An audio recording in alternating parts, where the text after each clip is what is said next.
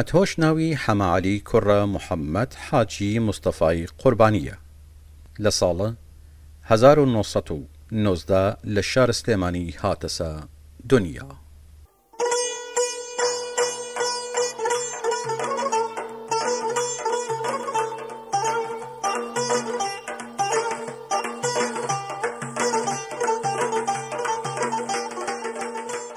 مەتۆش لەوەر گوزەران سەخت بنەماڵەکەی نەتوێنە سگە دریژە وە خوێنین بیت. مەتۆش هێمان جایەڵ جوان بووە کە بەهرەی شێری لەتی دەرکەفتگە و لە ژیر کاریگەری یا تەسیرێک گەورای ڕۆشنهورەی لە ئەو سەردەمە چێسە ناو دنیای ئەدەب و نووسانەوە. مەتۆش جور پیشەکار جنێک دوور یا خەیاتی کردگە و زۆرمت تەمەنی لەو کاریشەوە سەر بردگە.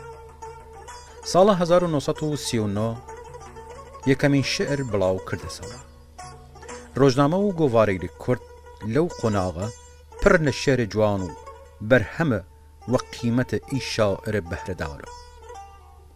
سروشتیە کوردستان و داکۆکیکردن لە مەسەلەی سیاسی و کۆمەڵایەتی دوو جەمسەری گەورەی بەرهەمەی لە مەتۆشن.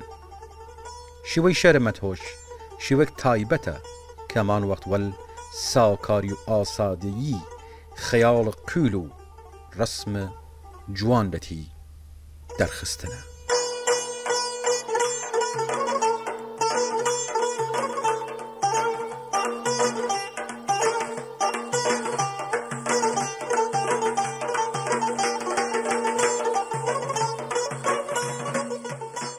حەمەعەلی مەتۆش تەنیا لە بوارە شەر نووسانن قەڵەمێک خاص نەیاشتگە، بەڵکو مەتەڵ نووسیگ و ڕەوان نووسی خاسیش بیە و دەسە باڵایگیش داشتگە و لەوەیشا لە کتابخانەی کوردی و هەیشت بەرهەمە چاپکریاگ ئین نووسەرە و ناسریاگە کووردە ڕازیاسەوە.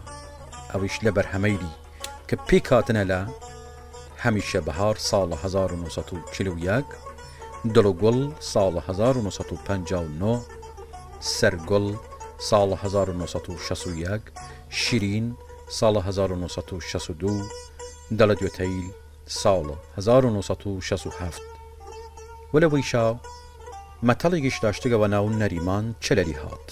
ئەویش لە ساڵە 1968 بیجگاوەیش دڵە کوڕایل ساڵە 1972 یاونەی دڵانیش لە ساڵە 1982 گشتیانە بەرهەمە حەمەعەلی مەتۆش بینە.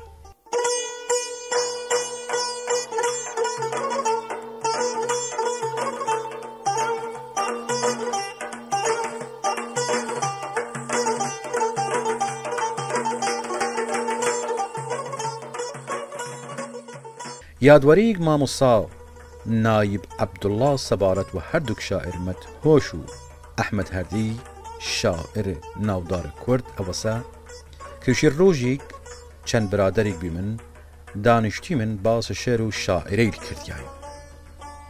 لە دواخریش باس هاتەبان مامۆستا ئەحمەد هەردی و شێرە وە ناوبانگەی ست فاتیمە. بەشێک لە برادرەیل لێوا دەرخستن کە گوایە ئەو شێرە خەیاڵیە و ست فاتیمەیش ناوە کەسێک نییە مەی لە هەردی کیشایک ئەڕائی شێرە. منیش وە خاسی و ڕاستی کە ئاگدارە داناین ئەو شعرە بووم وە کوڵ و کورتی باسیێڕایان کردم و دواخریش هاوڕێی خۆشەویستم کاکێرش داوا لە لێم کرد کە ئەو ڕووداگە بخەمەبان قاقەز و پیشکەشی بکەم کە یەیش ئەوەسە کە لە سەرەتای ساڵی لە 50 من شاگردە حەمەعەلی مەتۆش خەیات بوومە. ئەیە قسەی مامۆستا نایب عەبدوڵڵاس کە خۆی وەخۆی وشیک و هەوکارە ئەوە کە مەتۆش شاعر بوو پەیوەندی شێر و برایانەی فرەی وەل هەردیە شاعرە داشت. لەو سەردەمیشە ڕۆژنەی هەردی نایگە دوکانم مەتۆش. هەردووگانیش زۆرمە وەختەیلیان هەروە باسە شعر وەڕێ کردیان.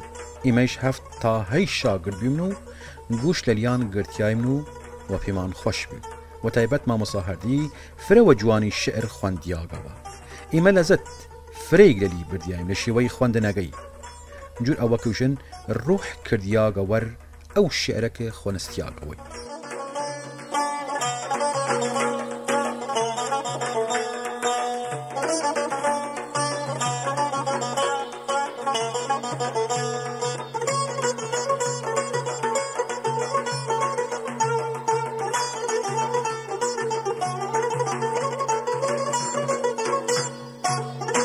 دوای ئەوش باسکەوشی فرە خاص تێیگە یادم کە ماوەی ساڵە 1950 هەنای کە فەسڵ و بەهار بوو هەردی گشت دەمەوشەوەکانی زوو لە وەختە مامۆستا و قوتابێت کە چیانەڕا خوێندنگا ڕامەدرسە هەردی لە ژێر دوکانەگەمانەوە کەوسا لە شانم مەکتەبەی گەلاوێژ جادەی مەولەوی بوو لەبان ڕێگە وسیا کە مامۆستایە لە ئافرەت وەولایەتیان ئەویش هاتیاگە ناو دوکان و مەتهۆشیش فرە جاروتیاک ئەمڕوویش ئی بەیتەی لە ڕام هات. ئەمجا ڕام مەتهۆش خۆنستیاگەوی ماوەیەک ئی کارە هەردی لەتی وەردەوام بوو. دی ئیمەش گشتمانزانسیم گوشمانش لەری بوو کە ئافرەتێک مامۆستا هەست ناوی فاتمەس سرنجە یا مەیلە هەردی کیشاگە وەو خاتریشە ئەو شێرە داناگە.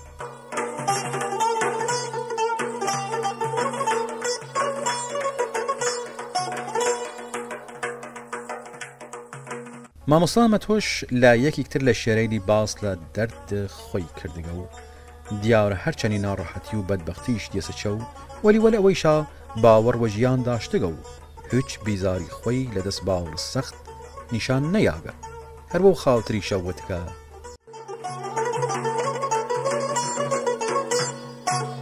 ئەوەنە دەردت دەروون کردیمە ئەوەنەیش خۆشیە ڕاخۆم دزیمە گردوون هەرچەنی ناپاونم دەورام وەری بیزاری قەت نەیام نیشام ئیژیان خۆمە وەژین زانیمە شرینی لەناو تێڵی نوکشیمە.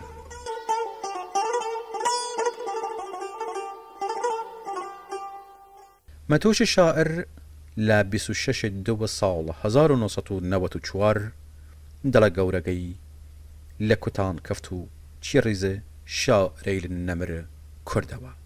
هەزاران هەزار سەڵام لە گیان پاک مەتهۆش و گەش شاعر و ڕۆشنهوێی.